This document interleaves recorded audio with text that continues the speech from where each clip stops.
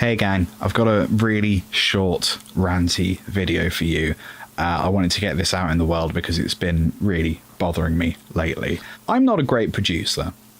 I'm a reasonable guitarist, I love making music, I like composing songs, and I like making weird noises. And I know enough about studio tricks and production techniques to be able to do these things and communicate reasonably well these different musical ideas. I've always believed that the strength of a piece of music isn't in its sound quality, but in its composition, the chords, the lyrics, the structure, so forth. I don't mind if I'm watching a band live and the guitar is just a little bit too quiet because it's still the same song, right? The same as if I'm listening to a piece of music on expensive headphones, on my studio speakers, or out of my crappy Bluetooth shower speaker. It's still the same piece of music. Doesn't matter to me. I've been promoting my new album for a few months now, and I keep getting the same two pieces of feedback. One is a reason that the website, the blog, whatever, wants to feature my music. The other is a reason that they don't want to feature my music. And I like getting constructive feedback because it allows me to better my creative practice, right? But there's a problem here. The positive feedback is to the effect of good combination of styles, lots of intriguing layers, fun concept, etc. The negative feedback is basically not pristine in terms of production. Now, that's not I can't hear the bass or this audio is a mess. It's not pristine. Well, no, it wouldn't be. I'm one guy with equipment that I've purchased over the last 15 years through working jobs, most of which I hated.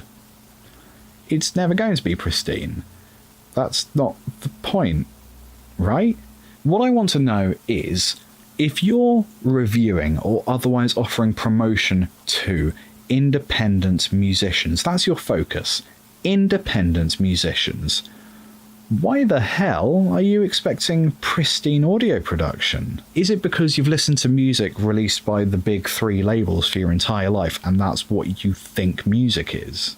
If blogs are going to advertise as anti-commercial music, and a lot of blogs advertise as anti-commercial music, they need to accept that the content they receive will be less polished, less perfect in terms of production. Because DIY musicians don't have a budget, it's massively unfair to judge independent music by major label releases.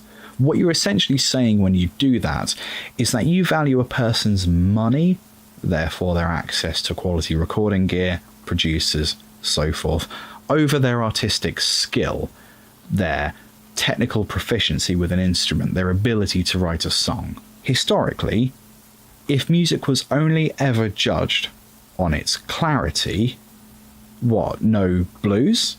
Have you heard early rock music where you've got the bass guitar in one ear and all of the drums in the other ear? It makes no sense from a contemporary music producer point of view, but it's still good music. It's still groundbreaking music.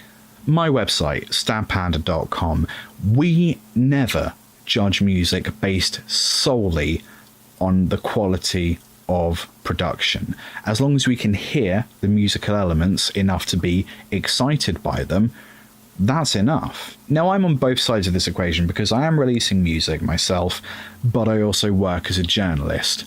And I get it. I get that as a journalist, it can be hard to deal with the sheer volume of requests that you get. There are so many musicians, each needing to be validated, each needing to be featured on any website. And I'm not saying that indie artists shouldn't try to make their music sound as good as they possibly can. Not at all, that's not my point. But you need a better system for refusal than the production quality of music, because if that's the most important thing to your ears, then you're only ever going to get rich people making music. F*** that. There we go. Rant over.